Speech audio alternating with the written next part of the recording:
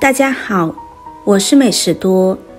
山药是常吃的一种蔬菜，山药好吃是大家公认的。我们平时做山药，基本上都是用来炒、炖汤或者煮粥。今天就给大家分享一个山药的新吃法，搭配上鸡蛋，吃一次就爱上。一起来看看具体是怎么做的吧。首先，我们准备适量的红豆。红豆富很多种对人体有益的成分，包括膳食纤维、蛋白质、维生素和矿物质。它的蛋白质含量高于大多数植物性食物，提供人体必需的氨基酸。将准备好的红豆倒入大碗中，再加入适量的清水，将红豆清洗干净，洗掉表面的灰尘杂质。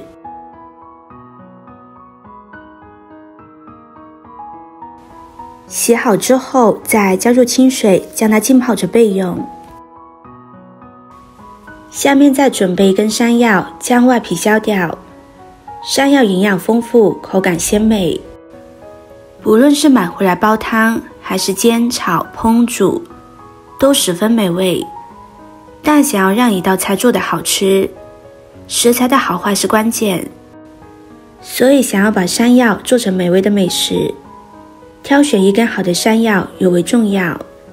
在挑选山药时，可以看看山药是否带有较多的泥土，泥土多会增加山药的重量，导致购买时需要多额外支付一些金额，所以有很多泥土的山药不要购买。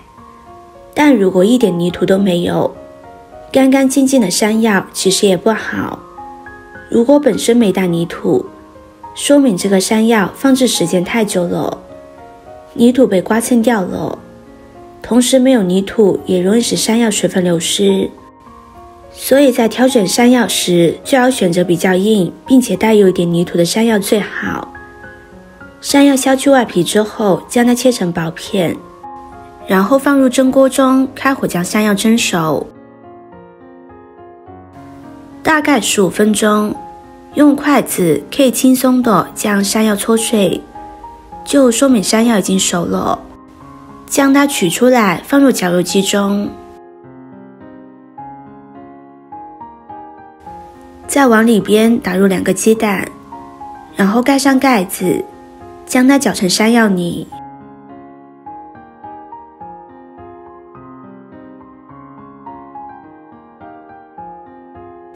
搅好倒入大碗中，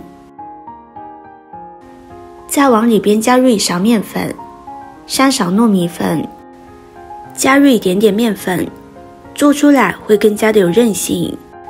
然后用筷子将它搅拌均匀。如果大家觉得太干了，可以再加入一点点水，太稀了就再加入一点糯米粉，根据情况而定。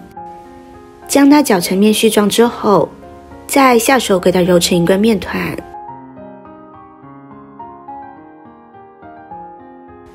就揉成这样一个光滑的面团就可以，然后放在一旁备用。现在红豆已经泡好了，每一颗都变得胖乎乎的，将它控水捞出来，直接放入电饭锅中，再加入适量的清水，按正常煮饭键将红豆煮熟。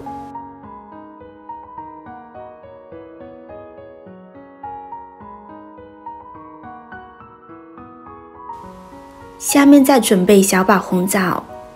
大枣营养价值比较丰富，含有蛋白质、维生素、钙、钾等多种营养成分，适量食用能够为身体补充营养。我们将红枣放入大碗中，加入1勺面粉，将红枣清洗干净。红枣在晾晒和炒加的过程中，都会沾染非常多的灰尘，而且红枣表面的褶皱比较多，比较难清洗。面粉有较强的吸附力，这样就可以很轻松地将它清洗干净了。接着再换水多清洗几次，将它漂洗干净，直到水变得清澈就可以了。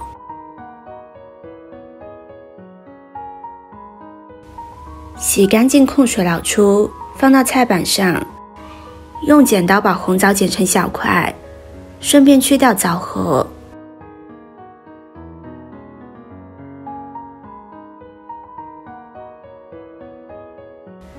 再用刀将它改小一些，不用切得太碎，留一点颗粒感，这样口感会更好。切好放入碗中。现在时间到了，红豆已经煮熟了，大家看看，用手一捏就碎，像这样的程度就可以了。将它盛出来，和红枣放在一起，再往里边加入1勺红糖，再加入1小勺面粉，将它们搅拌均匀。朋友们、家人们，视频看到这里了，麻烦您动动您发财的小手，帮忙点一个免费的 like， 对您来说只是举手之劳，对美食多来说可以高兴的睡不着觉。现在这个视频就辛苦您帮美食多点赞转发一下吧，非常感谢大家的支持和鼓励。现在我们取适量的面团，将它整理一下，搓成一个小圆球。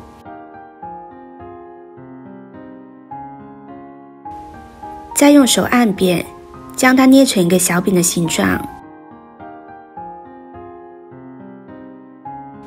再将调好的馅料放入里边，然后将它收口，搓成一个小圆球。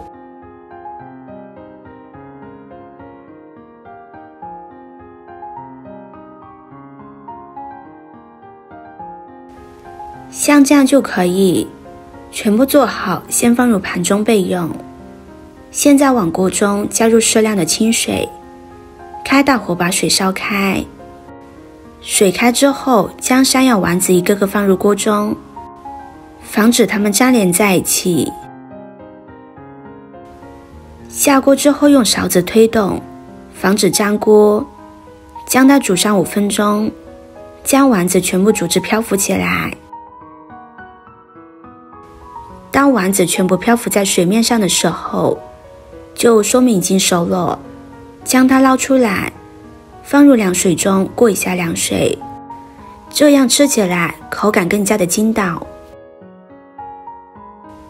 锅中重新加入适量的清水，开火将水烧开。水开之后，往里边加入适量的红糖。红糖融化之后，再把山药丸子放入锅中，将它煮上5分钟的时间。时间到之后，再加入1小把枸杞，继续焖煮上2分钟的时间。时间到之后，就可以关火，将它盛入碗中了。这样好吃的山药丸子就做好了，软糯 Q 弹，非常香甜，营养也很丰富。早上吃上一碗真的是太舒服了，喜欢的朋友就收藏起来试试吧。